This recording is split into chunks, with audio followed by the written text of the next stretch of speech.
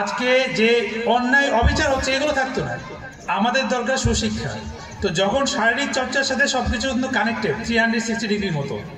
তো স্পোর্টসিং ক্লাবের মধ্যে এক ভাই বলছে এখানে যে এটা শুধু ক্লাব না, আমরা এখানে আলোচনা, ভালো মন্দ, মানুষের সামাজিকতা, মানুষের কেউ বিপদে পড়লে তাদেরকে সহযোগিতা হাত বাড়িয়ে দেওয়া, সব কিছু নিয়েই এই জায়গাটা আমি খুবই অ্যাপ্রিসিয়েট করি।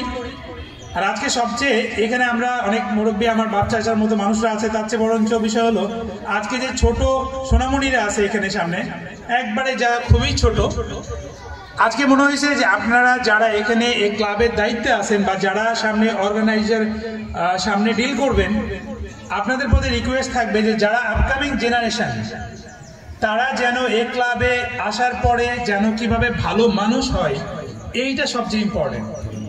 ভালো মেসেজ তাদের মাথায় ঢুকানো ইম্পর্টেন্ট। আজকে হয়তো তারা বসে আছে, কিন্তু তারা জানে একটা স্পোর্টসিং ক্লাব, এর চেয়ে বেশি কিছু জানে না।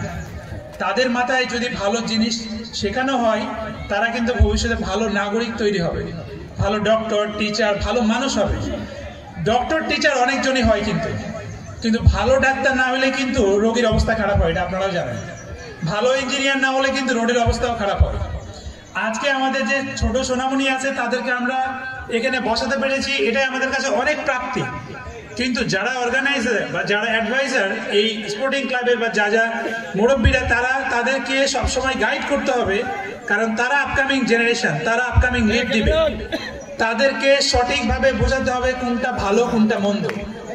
বাসায় একটা মানুষ আসলে যে তাকে সালাম দিতে হবে, এই জিনিসটা কিন্তু আপনাদেরকেই শেখাতে হবে, আমাদেরকেই শেখাতে হবে।